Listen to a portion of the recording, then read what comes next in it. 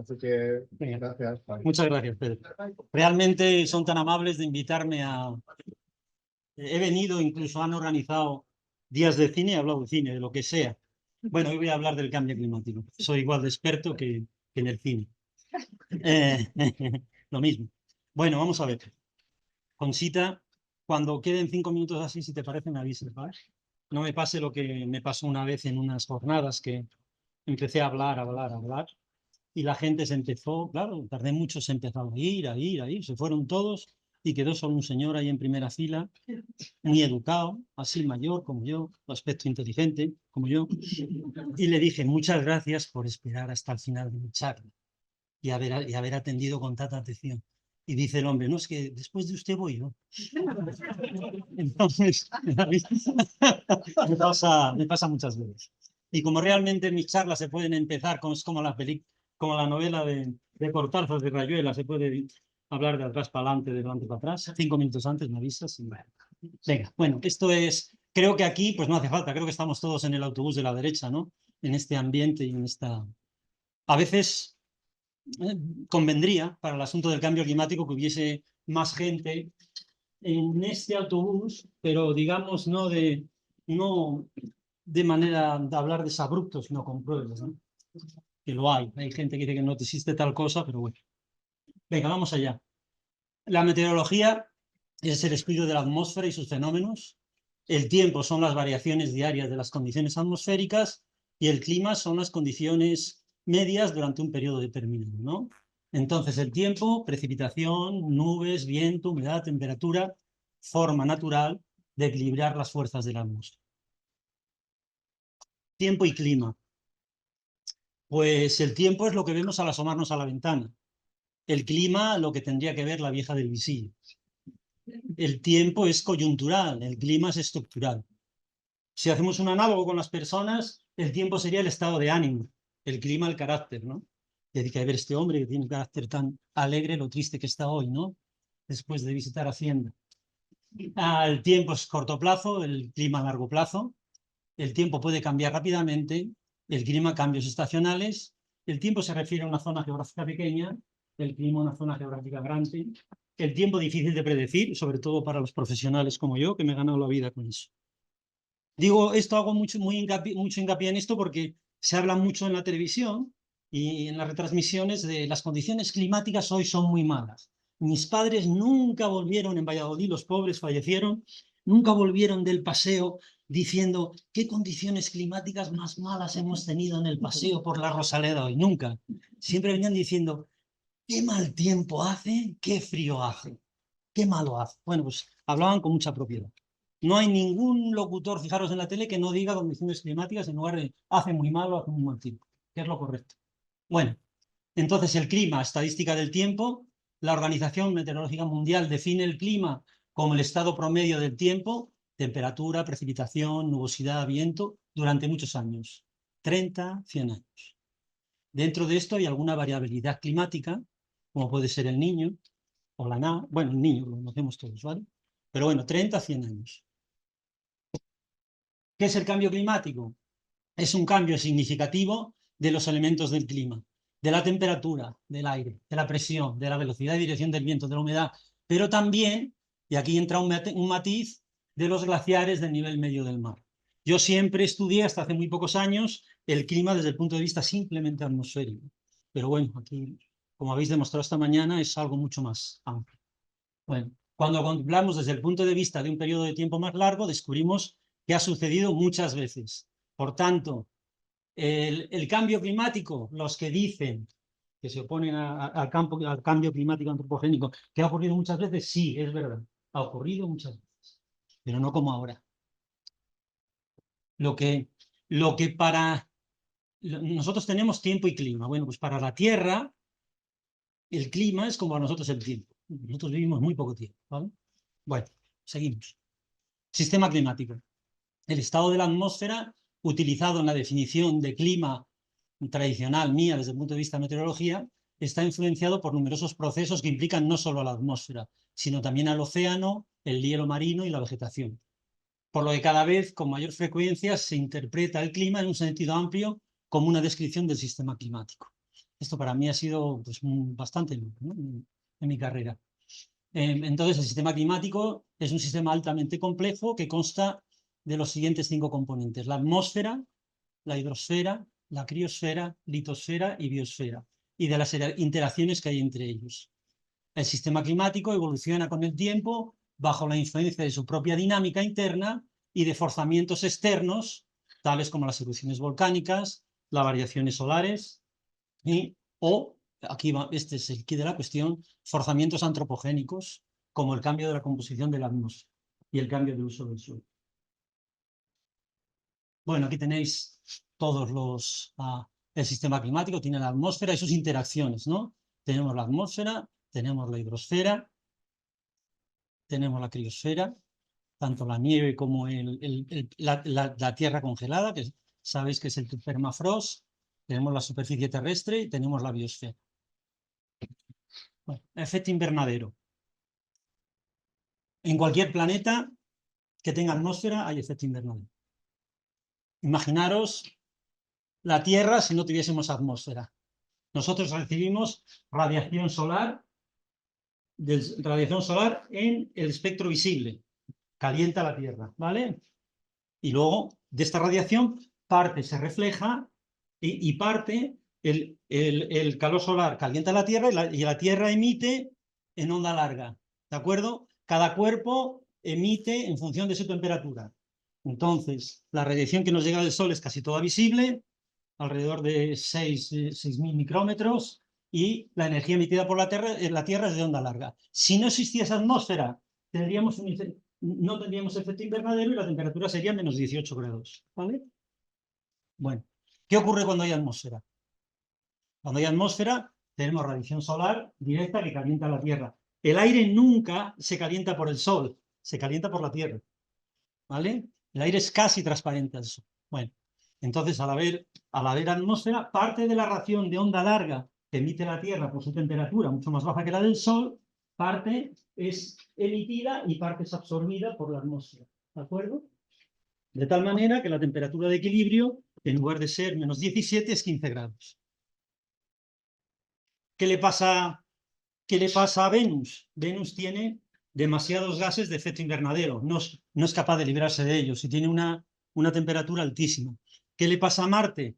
Marte, por el contrario, no es capaz de retener a los gases de efecto invernadero, entonces tiene una temperatura muy baja. Nosotros estamos bastante bien, ¿vale? Por eso estamos aquí. Bueno, mirad, esto es una imagen del canal, este tipo de radiación lo utilizamos luego para observar el tiempo desde los satélites. Esta es una imagen del canal visible, ¿vale? El canal visible que observamos trabaja con la luz solar, luz reflejada. Esa es una imagen. Todas las imágenes que os voy a enseñar ahora son de la misma hora. Si os fijáis, aquí hay poca información. ¿Por qué? Es una imagen de canal visible. ¿Por qué creéis que aquí hay poca información? ¿O está esto muy negro? ¿Eh? ¿Por qué? No. Es canal visible. No. ¿Quién ha dicho lo de infrarrojo? Pero está bien, a mí me gusta. Bien, bien. Bien, pero no es verdad. Bien. Podría ser, no, pero no, me gusta eso, me gusta, vale, venga. ¿Por qué? Canal visible. No, el Sol manda radiación a la Tierra la refleja y el satélite la recibe. La visible, solo la visible. Muy bien. Entonces, ¿para qué nos sirve el canal a los meteorólogos, canal visible de noche? Para nada, efectivamente. ¿Vale? ¿De acuerdo? Exactamente. Esa zona todavía no ha amanecido. Muy bien. Bien. Bueno, pues ahora en cambio esta es una foto de absorción de vapor de agua. ¿Vale? Fijaros en esta zona, por ejemplo, aquí. ¿Veis el Nilo, no? La reflexión es diferente dependiendo de qué suelo tengamos. El Nilo y el mar refleja menos, el desierto refleja mucho, los invernaderos de Almería muchísimo, la niebla, mi querida niebla del Duero, de la que yo escapé hacia Málaga, y está. Bueno, entonces, ahora vamos a ver un canal de absorción, el canal de absorción de agua. Bien, ahora, la energía emitida por la Tierra no llega al satélite, la energía emitida por la Tierra casi nada llega al satélite en el canal de vapor de agua, que es 6,6 micrómetros. ¿Por qué? porque el canal de agua absorbe el agua en sus tres estados, sólido, líquido y gaseoso, absorbe esa radiación y no la deja llegar al satélite. Es como si tuviésemos unas capas, emite la Tierra onda larga, el vapor de agua la absorbe y la remite, la absorbe y la remite, de tal manera que donde hay poco vapor de agua en capas altas, no llega al satélite ninguna información. No tenemos casi información de 5.000 metros para abajo en este canal. Este canal nos viene muy bien para analizar los movimientos generales de la atmósfera. Pero lo que os quiero decir que aquí tenemos un canal de absorción y aquí estamos viendo el efecto invernadero. Hay imágenes análogas para CO2, pero como no trabajo con ellas, no las pongo. Y luego ya, bueno, este canal es el de infrarrojo, que nos sirve para el día, para la noche, y es el canal 10,8, que ahí hay una ventana de onda larga que no la absorbe nadie en la atmósfera. Entonces, la aprovecha el satélite. Lo más importante de todo este rollo, aquí tenemos un canal de absorción, ¿vale? Estamos viendo el efecto invernadero. La radiación de onda larga que emite la Tierra no le llega al satélite y empieza a llegarle casi de las capas más altas. Muy bien. Historia del clima, causa y mecanismo. Desde el comienzo de la historia de la Tierra, el clima ha variado en todas las escalas de tiempo. Durante millones de años ha fluctuado entre condiciones muy cálidas, con temperaturas medias anuales superiores a 10 grados en las regiones polares, y periodos glaciales en los que las capas de hielo cubrieron la mayoría de los continentes de latitudes medias. Incluso se ha postulado que en algunos periodos de frío pasados toda la superficie de la Tierra estaba cubierta de hielo. Es la hipótesis de la bola de nieve, no sé si la habréis oído hablar de ella. Bueno, ahora hay una más moderna, que es la bola de nieve, pero en las zonas ecuatoriales granizado. No me río, bueno, me parece las cosas así. Sí, granizado, que no, digamos, muchas veces en el agua tienes un granizado, lo hay en la Antártida o en el Ártico. No se llegó a congelar todo, pero casi todo, ¿no? Bueno, sí. Pero era porque la vida pudo más o menos Es importante para eso y es importante para que luego la Tierra reaccionara más rápido y se quitase el hielo de encima. Por eso, sí, no es ninguna tontería. Además, que hubo una explosión de Sí, organismos sí, pluricelulares. sí. Antes de la bola de nieve, pluricelulares, después hubo una explosión de pluricelulares y sí, es cierto. ¿qué podría ser por eso? Sí, es cierto. Sí, es cierto. Eso lo explica muy bien el inglés esto, Attenborough, en las series de la BBC. Tiene un programa dedicado a esto que está muy bien. Bueno, pues ya está. Eso es, entonces, estamos hablando de que siempre ha habido cambios climáticos, ¿no? Bueno, y que ha llegado un momento en que la Tierra es una bola de nieve. Vamos a ver cómo se explicaron estos cambios. Vamos a ver, tratamos de explicar cómo siempre ha habido muchos cambios, pero que el cambio que tenemos ahora no es un cambio, digamos, natural. No es, todos los cambios anteriores no eran antropogénicos, el que tenemos ahora es antropogénico. Entonces, eso es ahí quiero llegar. A ver si llegamos. Bueno, cambio climático. Causas externas. La actividad solar, muchas manchas solares, ¿vale? La órbita terrestre, esta es muy importante, ¿eh? La órbita terrestre va cambiando. Y meteoritos. Venga. Causas internas, retroalimentación es fundamental. Erupciones volcánicas, tectónicas de placas. Casualidades, en el sentido, veréis, niño, niña, son variabilidades que se sabe por qué ocurren. Se ocurren por unas diferencias de presión y por el calentamiento del agua, pero no se sabe, digamos, la causa última. Entonces la gente te va preguntando. Claro, a mí cuando me preguntan, les digo que, bueno, que además del yo y del super yo está el qué sé yo, ¿no? Pero claro, pero eso es la ciencia, es hacerte preguntas, ¿no? Hasta que hay algún científico, no como yo, que soy muy soberbio, que dice que cambiaría todo lo que sabe por el 5% de lo que no sabe. Ese sabe. Bueno, y entonces aquí estamos, causas internas antropogénicas, emisión de gases de efecto invernadero, aerosoles, nubes, cambios del uso de la tierra. Ahí está el quid de la cuestión. Bueno. Y las causas por selectivos que no sean humanos, por ejemplo, los selectivos sí que relacionan Bien, con la atmósfera. bien, pues a las pobres vacas las tenemos ahí metidas en los antropogénicos. ¿No? Y, por ejemplo, las plantas, sí. o por los científicos en general, cambiaron la composición de la atmósfera en su momento. Sí, sí, pero eso es una causa interna natural. Bueno, diría yo, lo metería aquí, ¿vale? Es verdad, falta ahí, ¿de acuerdo? Eso es una causa interna natural.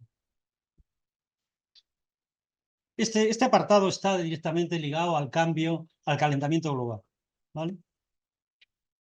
Bueno, forzamiento es cualquier causa que produce un efecto, ¿no? La respuesta es el efecto o cambio producido por el forzamiento. El tiempo de respuesta o retraso es el tiempo que tarda en comenzar el cambio. Ejemplo, es para vosotros, ¿eh? Ordena tu habitación. Ordeno mi habitación. La ordeno 3 días después. Bueno, vale. Entonces, en la escala de tiempo de estas variaciones climáticas, ¿no? Dependerá en parte del tipo de forzamiento externo y de los procesos relacionados con dinámicas internas que afectan el clima. Sin embargo, debido a interacciones mutuas, que son muy importantes, pueden presentar variabilidad en casi todas las escalas de tiempo. Por ejemplo, el forzamiento orbital, variaciones de la radiación que nos llega a la Tierra en función de la posición de la Tierra, podría influir en la distribución de temperatura y precipitación en la superficie de Tierra y luego inducir variaciones en la circulación oceánica y en la oscilación el Niño, oscilación sur, ¿vale?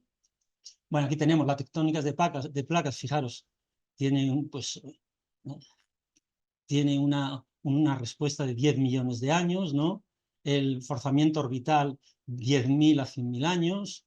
Las erupciones volcánicas, si son individuales, 1 o 10 años como mucho, si están agrupadas, mucho más. Bueno, forzamiento y la respuesta. Bueno, el clima tiene efectos dominó, ¿no? Está claro. Aquí vamos a ver algunos. Luego os doy una página web para que juguéis con ellos. Imaginaros que hay un forzamiento porque aumentan las manchas solares. Entonces, por ejemplo, aumenta la temperatura. Al aumentar la temperatura, aumenta la fusión de los hielos, ¿vale? Pero si aumenta la fusión de los hielos, disminuye la reflectancia, digamos, y el albedo. Si disminuye la reflectancia, quiere decir hay menos albedo. Albedo es la cantidad de radiación que devolvemos al Sol, ¿vale? Entonces, aumenta la temperatura. Bueno, esto es una retroalimentación positiva. Aquí tenemos otras muy parecidas, ¿no? Con el permafrost. Aumenta la temperatura, se funde el permafrost, suelta más gases de efecto invernadero, fundamentalmente metano y dióxido de carbono. Aumenta la temperatura, más incendios forestales, más CO2, más temperatura. Bueno, esos son los efectos dominó. En esta página web podéis jugar con todas las retroalimentaciones que hay, ¿vale? Está muy bien, hay cosas muy bonitas. Bueno, el clima tiene, pues, distancia de frenado muy larga, ¿no? Lo hemos visto en las escalas de tiempo que hemos visto anteriormente y bueno, y deciros que probablemente, aunque dejemos de emitir gases de efecto invernadero, el nivel del mar seguirá subiendo, ¿no? Durante muchos años. Bueno. Y luego también el clima tiene, pues, muchos procesos irreversibles. Esta mañana alguien ha hablado de una palabra que es tipping point. Tipping point, la traducción literal, es punto de inflexión. Pero yo creo que más que punto de inflexión es un umbral crítico, ¿no? A partir del cual el sistema se reorganiza con frecuencia de forma brusca o irreversible. Habréis oído hablar de la corriente del Golfo, ¿no? Bueno, pues, se teme que si se llega a 2 grados haya un cambio drástico en la corriente del Golfo y no se vuelva hacia atrás, ¿vale? Eso sería sería un tipping point. Son umbral crítico, más que punto de inflexión. Bien, ¿cuál es la causa de las eras glaciares y de los importantes cambios climáticos anteriores a la revolución industrial? Bueno, los cambios en el equilibrio radiativo de la Tierra fueron la causa principal de las eras glaciares y de los importantes cambios climáticos antes de la revolución industrial. Hay 3 maneras fundamentales de que ocurra esto. Una es cambiar la radiación solar entrante, ¿vale? Otra es cambiar la fracción de radiación solar que se refleja, el albedo. Por ejemplo, con una explosión, como veremos, de volcanes. Otra es alterar la energía de onda larga irradiada en el espacio, al espacio, que es con los gases de efecto invernadero. Nos quedamos con más energía de la que nos llega, ¿vale? Bueno, pues ahora vamos a ver el primero que se le ocurrió explicar las eras glaciales e interglaciales ya en el año 1920. En 1920 ya habló de ello en una revista y luego lo publicó oficialmente en el 40, que era un hombre balcánico, ese no sé dónde era, y estamos como para decir si era serbio, croata o balcánico. Milankovic, ¿no? Bueno, entonces, si ignoramos el papel de la atmósfera, la insolación en un momento y lugar en la superficie de la Tierra es función de la distancia Tierra-Sol y del coseno de la distancia cenital solar, ¿no? Estas dos variables pueden ser calculadas a partir de la hora del día, la latitud y las características de la órbita de la Tierra, ¿vale? Bueno, en climatología la órbita de la Tierra está determinada por tres parámetros: la precesión, la oblicuidad y la excentricidad. Ahora lo veremos, ¿vale? Estas magnitudes pueden considerarse invariantes a escala de siglos, pero pasan a ser parámetros variables a escala de decenas de miles de años. Sufren variaciones cíclicas a largo plazo debido a la atracción gravitatoria de la Luna y de los demás planetas. La conexión entre estos movimientos de precesión, oblicuidad y excentricidad con los grandes cambios climáticos y glaciaciones se debe a Milankovic. Ahí tenéis los artículos por si los queréis consultar. A mí me gusta consultar los artículos de la gente antigua. Bueno, pues estos son, ¿no? Este es el movimiento de precesión, que son cada 26.000 años. El eje de la Tierra está apuntando a la estrella polar, pero hace 26.000 años apuntaba a Vega. Luego está el de oblicuidad, que es un pequeño balanceo del eje. Fijaros que es solamente 1,2 grados, que tiene un ciclo de 40.000 años. Y luego está el de la excentricidad, si la órbita terrestre es más o menos excéntrica, si es más una elipse o un círculo, ¿no? Estos son 100.000 años. Entonces este hombre estudió esos ciclos y llegó a la conclusión de que eran los responsables de los periodos glaciares e interglaciares. Ahí veis arriba, el ciclo de oblicuidad, el de precesión y excentricidad. Entonces, hace 200.000 años, digamos, coincidió los tres en manera favorable, ¿eh? Son armónicos, ¿vale? Y entonces hubo un momento en que prácticamente no había hielo, ¿vale? Ahora bien, este hombre lo publicó bueno, los depósitos de hielo se ven se estudian en el hielo con el isótopo del oxígeno 18. Se sabe más o menos. Bueno, entonces el primero que propuso esto fue este hombre y realmente es como lo de las ventanas que comentabais esta mañana, Gonzalo, ¿no? Este hombre fue el primero, dio eso. Bueno, entonces, pero luego se ha demostrado, fue un gran avance, pero no acertó del todo, porque no tenía en cuenta una cosa que entonces él no sabía, que es la retroalimentación, sobre todo por el albedo. Entonces, posteriormente, con los modelos climáticos, se ha intentado predecir a posteriori todos los cambios de temperatura que se observan con el isótopo 18, y solamente con los ciclos de Milankovic no se consigue. En cambio, cuando metes la retroalimentación y la variación del albedo, sí que se consigue predecir a posteriori, explicar todos los cambios que hubo. Muy bien, no son suficientes, ¿no?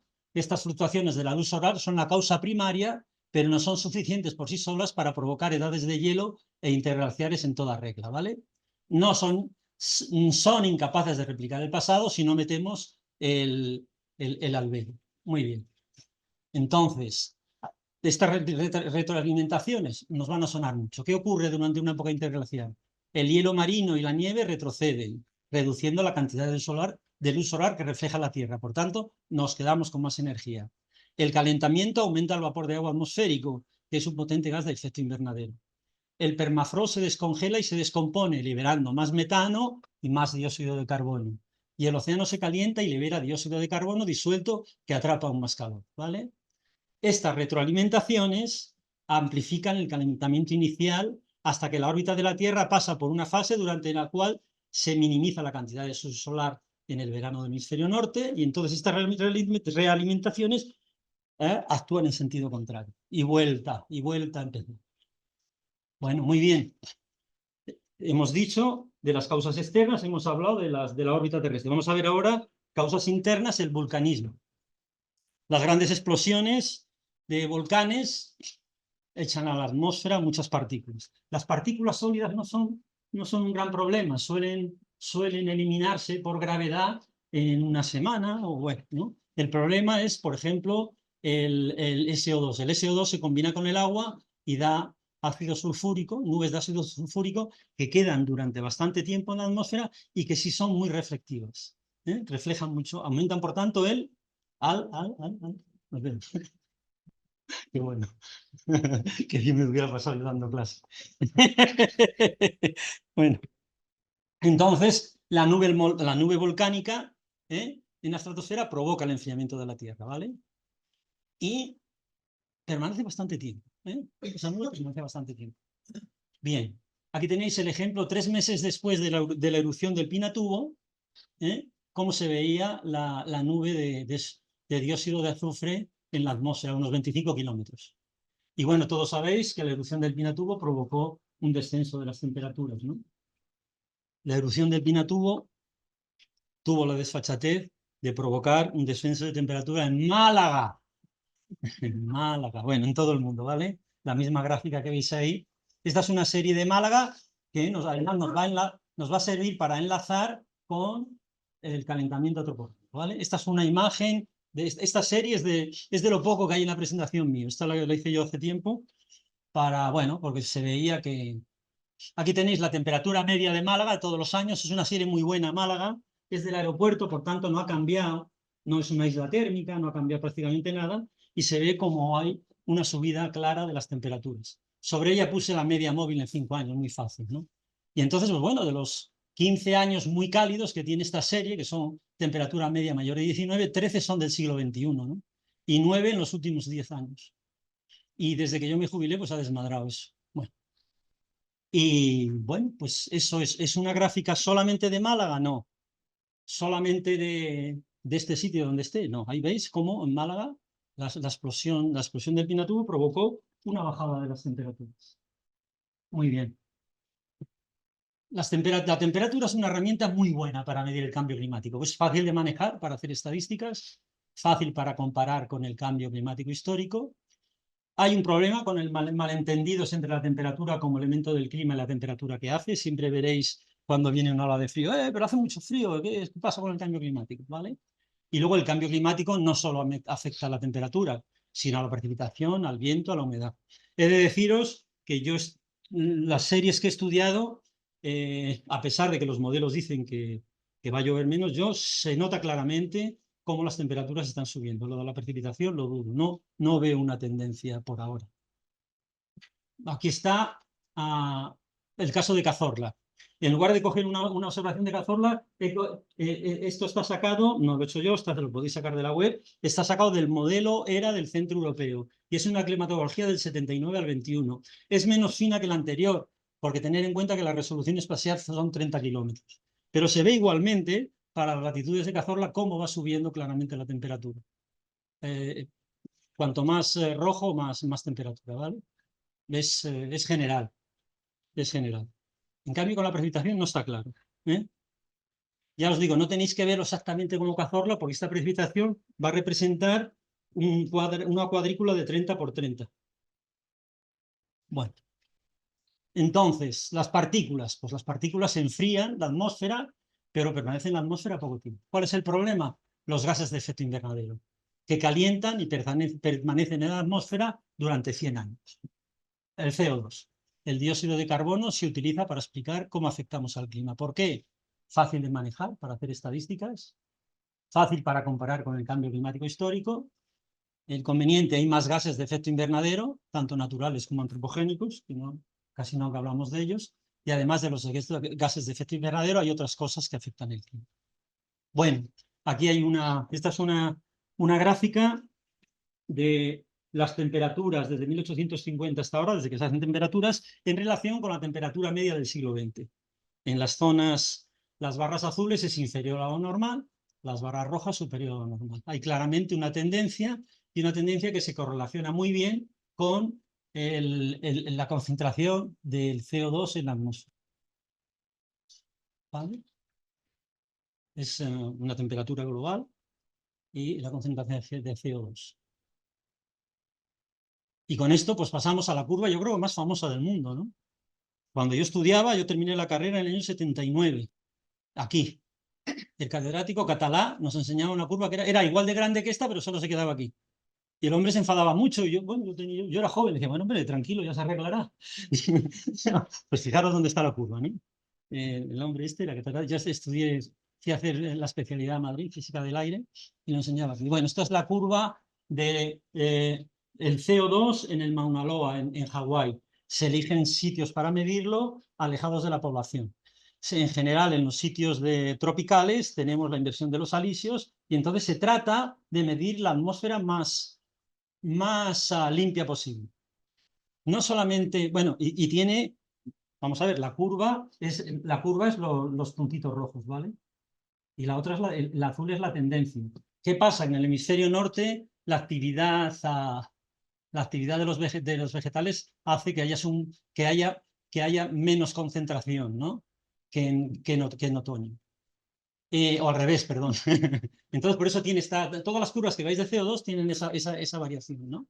Bueno, ahora bien, no solamente es en el Mauna Loa, hay un medidor también en la Antártida y también da el mismo crecimiento de CO2, ¿vale? De acuerdo. Entonces, es general, ¿eh? El aumento del CO2 y gases de invernadero es general. De hecho, nosotros, AEMET tiene en Canarias 1, que empezó a medir en el 84, y ahí lo veis, ¿vale? El Observatorio de Izaña registra un nuevo récord de concentración atmosférica de CO2. Muy bien. Bueno, como quedan solo 5 minutos, hay más gases de efecto invernadero, no solamente el CO2, también el óxido nitroso, el metano. Yo creo que cuando yo estudiaba eso se le llamaba anhídrido nítrico, ¿no? O nitroso, que diga. Bueno, bien, ¿cómo estamos? ¿Cómo estamos ahora? Estamos mal. Estamos mal. Aquel equilibrio estable que vimos al principio de la lección se ha convertido en el momento actual en un momento de desequilibrio, ¿no? Hay una radiación solar entrante y sale menos energía saliente debido a los gases de efecto invernadero. Este exceso de energía se acumula el 91% en los océanos, el 5% en los continentes, el 3% en el hielo y en la atmósfera un 1%. Tenemos un forzamiento radiativo en estos momentos que se estima 2,72. El forzamiento radiativo, cuando lo veáis, es en relación con el que había en 1750. O sea, son 2,72 veces. Bueno, seguimos. ¿Cómo estamos? Pues ahí tenéis la temperatura observada desde 1850 hasta ahora, y estas son temperaturas calculadas por modelos climáticos. Nunca ha habido, ni siquiera en el periodo más cálido, hace 10.000 años, temperatura tan alta como ahora. En estos momentos estamos, bueno, hay un 66% de probabilidades de que superemos el umbral de 1,5 en el 2027, muy cerca ya. Bueno, pero además de las temperaturas hay muchas evidencias del calentamiento global. Por ejemplo, las abejas cada vez son más pequeñas, ¿eh?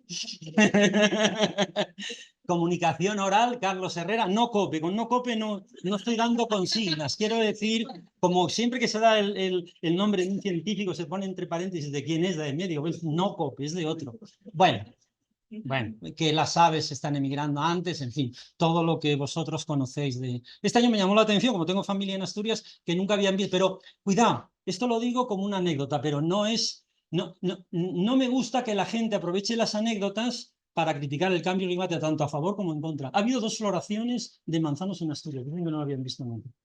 Bueno, a ver, bueno, pues eso, fijaros. Concentración de CO2, la más alta en 2 millones de años, subida del nivel del mar, incrementos más rápidos en al menos 3.000 años, el hielo nivel más bajo en al menos 10.000 años, retroceso de los glaciares, eso se ve, en la Antártida se ve. En la Antártida se ve, bueno, donde yo estaba, que es una islita, que realmente yo he estado en la Antártida, realmente he estado, decir que yo he estado en la Antártida es como si alguien de la Antártida viene aquí y dice que ha estado en Europa, pues está en Mallorca. Bueno, entonces aquí esta es muy interesante esta gráfica, y ya con esto vamos a terminar. Aquí tenemos en negro las temperaturas observadas desde 1850, en marrón las simuladas con el forzamiento humano y el natural, simuladas con un modelo climático, y en azul las simuladas solamente con forzamiento natural. Claramente los modelos matemáticos están prediciendo muy bien las temperaturas y demuestran que hay un forzamiento humano. Fijaros aquí en esta bajada, en esta y en esta. Esta es una gráfica de la reducción de insolación con las explosiones del Pinatubo, el Chichón y el Agunga, que son esta y esta. Bueno, en todo el mundo, fijaros, estas son las curvas de temperatura en todo el mundo. Estos son en azul los modelos que solamente tienen en cuenta el forzamiento natural. En rosa, los modelos que tienen en cuenta el forzamiento natural y antropogénico. El calentamiento del siglo XX nos explica por variabilidad natural, ¿vale? Aquí tenéis el contenido calorífico del océano, que es muy importante porque ahí se está guardando energía, el océano se está dilatando y eso va a durar años y años y años. Y en todo el mundo es igual, ¿vale? Y bueno, vamos a ver lo que va a pasar en el futuro. Para ver lo que va a pasar en el futuro se corren varios modelos y entonces se tienen en cuenta las condiciones económicas y el forzamiento. Lo vais a ver cuando veáis los escenarios futuros, siempre aparece SSP y una X y una Y. La X es, digamos, las condiciones económicas. Si nos vamos a poner de acuerdo en emitir menos, si no nos vamos a poner de acuerdo, si cada uno va a su aire, y la Y es el forzamiento. Acordaros que teníamos un 2,79 respecto a 1750. Bueno, pues la Y ese es el forzamiento. En función de lo que hagamos los hombres, ¿no? En función de si vamos por este camino, que es el SSP 119, que es de reducir las emisiones, o bien seguir a nuestra bola y continuar por este camino, vamos a llegar a temperaturas más o menos altas, ¿vale? Entonces, este sería el ideal, que yo creo que no va a llegar. Yo creo que está bien que los científicos yo soy jubilado, hayan puesto un 1,5 de ideal, porque al final es una manera de que no se llegue a 8. A ver si poniendo 1,5 se quedan 2, ¿no? Aunque con 2 va a haber grandes problemas. Bueno, estas son las temperaturas. Fijaros que prácticamente todos los modelos dan una subida entre 1,5 y 2, hagamos lo que hagamos con los gases de efecto invernadero. Para en el siglo XXI. Es más, yo esto ya creo que habría que desplazarlo y tirarlo hacia aquí, porque esto ya está superado. Estos son datos del 2021, del IPCC. La cosa va más. Bueno, entonces, ya está. Proyecciones, diferencias regionales, ¿vale? Si tenemos una subida del 1,5 al final, de 2,2 o 4, hay unas proyecciones de lo que va a ocurrir. ¿Qué es lo que va a ocurrir en todas las proyecciones? Que el calentamiento será más acusado en el Ártico, sobre tierra y en el hemisferio norte, ¿vale? Y luego en la precipitación, pues fijaros, no son muy buenas para nosotros, ¿no? Las precipitaciones se incrementarán en las latitudes altas y los trópicos y las regiones del monzón y disminuirán en los subtrópicos. Aquí tenéis las posibilidades todas malas para nosotros. Es curioso, la precipitación, todos los modelos dan, todavía no sé, yo no lo he observado, todos los modelos dan que va a haber más precipitación donde hay más precipitación y menos precipitación donde hay menos precipitación. Es como si se ampliasen las diferencias. Curioso, ¿sí? Y bueno, que estas son las regiones del mundo para las que se proyecta un aumento de la sequía y que el cambio climático en Europa, a nivel regional europeo, las temperaturas continuarán subiendo a ritmo superior al global, los eventos extremos cálidos aumentarán su frecuencia, al contrario que los fríos, el nivel del mar continuará creciendo, excepto en el Báltico, se prevé igualmente que disminuirá la extensión de glaciares cubierta de nieve y permafrost. En la subregión mediterránea se prevé un incremento de la aridez y de incendios forestales, se prevé un aumento de temperaturas extremas, disminución de precipitación y disminución de la cobertura de nieve. Ya está. Eso es todo. Esto ya... bueno, eso está muy bien. Eso está muy bien. Fijaros que venimos de hacemos una distribución de las temperaturas, ¿de acuerdo? Entonces está una distribución de Gauss, ¿no?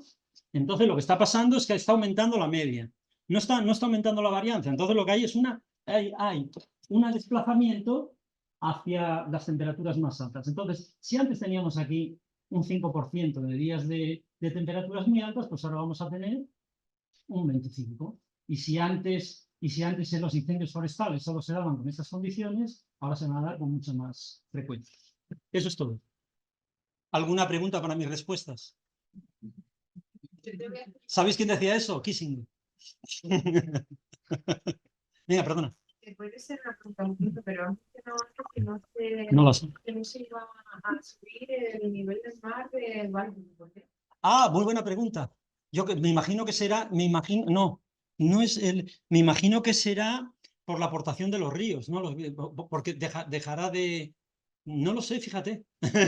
Yo sí sé que es un mar muy sí sé que es un mar muy... Yo estuve allí y no es nada salado, es como un lago, ¿sabes? Entonces me imagino que será por eso. Yo probé la sal y no lo sé, bueno, habrá que preguntarlo. ¿Por qué? ¿Vale? Sí, es como si fuese un lago. Es como si fuese un lago. Probablemente sea por eso. ¿Eh?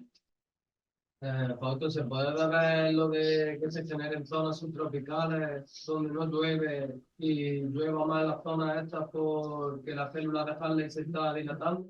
Podría. Sí, hay artículos. Y la tercera, entonces. Hay artículos, sí, hay artículos que estaban hablando de la conexión entre, la, entre las corrientes de corriente meridional de vuelta de los océanos con las células de Hartley. Sí, podría ocurrir. Realmente, lo que pasa es que eso es capcioso. El otro día vi un debate en la 8 y había un señor que era era el decano de un colegio científico de Valencia, ¿no? Y el hombre decía, es verdad, decía, no sabemos lo que va a pasar, eso es verdad, realmente no sabemos lo que va a pasar, pero tiene mala pinta. Él lo decía como diciendo, no nos preocupemos de esto, ¿no? Entonces hay muchas incógnitas con eso, hay muchas incógnitas, podría ocurrir. Hay gente, hace poco he leído un artículo que ya está demostrado que la corriente de vuelta en la Antártica está claramente cambiada. Del Atlántico se está diciendo que se está lenteciendo, pero no está claro, ¿vale? Yo tengo claro la temperatura, clarísimo, ¿vale? La fusión de los hielos. Mi tío Anacleto vivía en mi pueblo, allí en León, y me decía que cada vez nevaba menos, está clarísimo. Pero es normal que nieve menos, porque mi pueblo está casi a 1000 metros de altura. Entonces, si la temperatura de la Tierra sube 1,2, la cota de nieve sube 0,6 cada 100 metros cada 0,6, o sube 200, como mi pueblo no vive. Has dicho que la corriente del Golfo se está cambiando. No, es una hipótesis. Un posible tipping point puede ser ese. Sí, puede ser ese. Bueno, verás, lo que ocurre es que cuando tú tienes la corriente del Golfo forma parte de la MOG, que es la corriente de revuelta del océano, ¿no? Entonces, eso es como una cinta transbordadora alrededor de todo el mundo.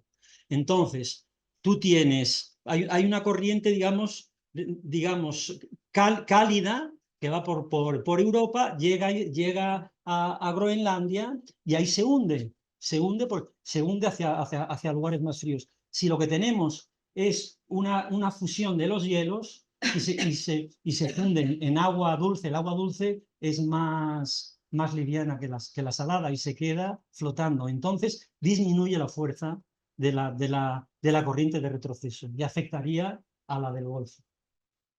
Eso es lo que puede ocurrir. ¿Vale? Sí. Diferente a las precipitaciones, yo doy los datos que vengo de los últimos 25 años. Tú sabes, yo los datos día a día. Sí. Lo que he observado en las últimas décadas, en los 15 años, es que las precipitaciones prácticamente no varían mucho. Más, menos. Lo que sí he notado es la concentración de esas precipitaciones. Hay días que te viene aquí un temporal que parece un montón, y después vienen unos periodos de calma grandísimos. Y se están alargando cada vez más esos periodos de calma. Sí. Porque llovió mucho y ahora se pasa. Después, posiblemente para el mes que viene, venga otro temporal y caiga otra fluvión de agua. Claro, que mirando la precipitación anual, la suma es que ha llovido más. Pero tienes que ver los periodos de lluvia. Bueno, los modelos dicen eso, lo que pasa es que yo todavía no lo he comprobado. También a mí me ha dado la impresión de que se están retrasando los temporales, pero luego lo estudio y no lo veo. Pero vamos, sí, los modelos dicen eso. Yo de las lluvias no lo tengo tan claro. Y dicen que sí, que vamos a tener lluvias más fuertes, menos cantidad y con lluvias más fuertes. Por tanto, tendrían que ser menos episodios de precipitación. La cantidad prácticamente, desde el 1989, 1990, prácticamente las cantidades van oscilando como todo el año. Más o menos, y no cambia mucho. Lo que sí he notado, y estoy viendo viendo la gráfica de lluvia, los cuadernillos famosos de lluvia, Sí, sí, sí, sí. Eso veía que había temporadas que duraban 15 días, 20 días, y esos días había días que había 10 litros, 8 litros, pero muy extendido. Ahora, en 5 días, que te caen 45, 50 litros a los 5 días. Y ya. Hay un estudio también de Martín Vide, que a lo mejor lo conocen los compañeros de Cataluña, que les toca hablar detrás de mí.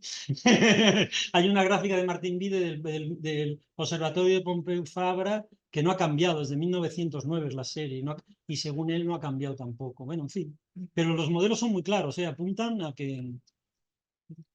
Yo te quería preguntar por los cambios en el uso del suelo. ¿Cuáles son los más que tienen mayor consecuencia? Bueno, y fíjate, por incluso algunos que se pretenden bien, con buena intención. Sí, ahí me pillas pues casi en tu terreno, no sé. Bueno, pues estoy pensando en los invernaderos, ¿no? No tienes más que subirte a... Y las placas solares. Y las placas solares, sí. No sí. China y por ahí son Sí, gigantescas. sí, ¿Se puede incluir? sí, yo creo que sí, claro, por supuesto. Si subes a Sierra Nevada, el ejido se ve desde muy lejos, ¿no?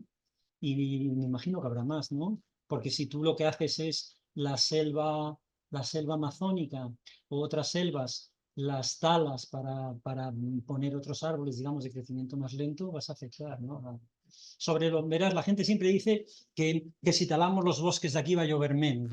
Eso, digamos, en los bosques o la selva afecta a las tormentas, no cuando vienen frentes. Pero en la selva, 70% de las precipitaciones, la selva amazónica, son de los bosques, ¿no?